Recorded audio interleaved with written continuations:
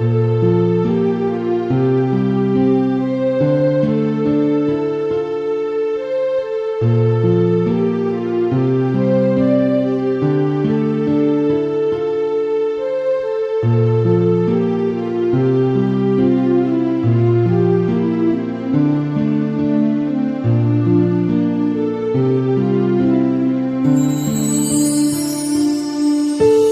nay bầu trời lại mưa vì anh ráng ngủ nhưng không được. Anh càng nhắm mắt thì thấy hàng mi nước cố chảy ra từng dòng nước. Không biết vì một người nào đó mà con tim anh phải lạnh thêm, nên nỗi buồn đó đã cứ ù về làm anh thức trắng tất cả đêm. Suy nghĩ cố gắng để tìm ai đó thay vai rồi tìm người thứ hai, nhưng đâu có ai mà chịu anh khi thằng nhà nghèo còn lỡ dại.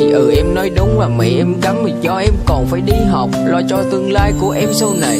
Càng rap thì càng khóc, không hiểu tại sao ba mẹ em cấm nhưng em ép buộc lại yêu anh. Rồi thời gian đó làm cho anh đâu từng đêm lạnh. Tin nhắn ai đó vẫn hiện lên kìa, anh hôm nay ăn gì chưa? Không dám trả lời vì sợ ai đó thức trắng cùng anh như ngày bữa. Đã nói khi yêu anh vẫn một lòng giữ em mãi ở bên cạnh bên, nhưng sao hôm nay gia đình cấm cản khi hai chúng ta vừa mới đến. Anh đủ bản lĩnh để nói yêu em nhưng ba mẹ em lại cấm cản, vì sợ nhà nghèo sợ con mình khổ cố gắng buông xuôi tiêu thời gian. Những giọt nước mắt anh gửi cho em mà ba mẹ em có biết đâu. Ba mẹ em nói anh là thằng nghèo nên không gả em về làm dâu. Cũng vì đồng tiền anh sẽ cố gắng để anh thành công trong cuộc sống, sẽ cưới em về làm dâu nhà anh. Nhưng điều ngược lại là bằng không, anh thì làm hồ hàng ngày vất vả để kiếm đồng tiền bằng mồ hôi. Có em là niềm động lực để em thúc đẩy vay về bên tôi. Anh đủ bản lĩnh để nói yêu em nhưng ba mẹ em lại cấm cản, vì sợ nhà nghèo sợ con mình khổ cố gắng buông xuôi theo thời gian. Do đông xe lạnh lắm, mong có một người ở cạnh bên, vẫn mong có một người con gái để ta có thể mai gọi tên. Để không còn cô đơn hơn nữa, không còn lạnh lẽo ở đâu đây,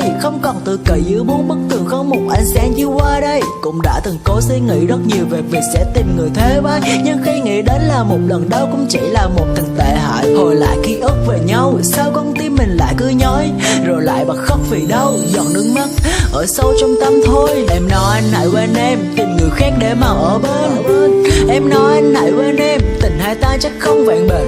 Nhưng em đâu biết được là tình anh trao nó như thế nào. Không lẽ tình yêu đó nó cứ kết thúc như vậy sao? Giờ cuộc tình chia ra hai ngả, nguyên nhân cuối cùng là do ai? Gia đình cấm cản hay do anh nghèo? Rốt cuộc điều đó đúng hay sai? Anh đủ bản lĩnh để nói yêu em nhưng ba mẹ em lại cấm cản, vì sợ nhà nghèo sợ con mình khổ cố gắng buông xuôi theo thời gian. Những giọt nước mắt anh gửi cho em mà ba mẹ em có biết đâu. Ba mẹ em nói anh là thằng nghèo nên không gả em về làm dâu. Cũng vì đồng tiền anh sẽ cố gắng để anh thành công trong cuộc sống, sẽ cưới em về làm dâu nhà anh. Nhưng điều ngược lại là bằng không, anh thì làm hồ hàng ngày vất vả để kiếm đồng tiền bằng mồ hôi. Có em là niềm động lực để em thúc đẩy vay về bên tôi. Anh đủ bản lĩnh để nói yêu em nhưng ba mẹ em lại cấm cản, vì sợ nhà nghèo sợ con mình khổ cố gắng buông xuôi theo thời gian.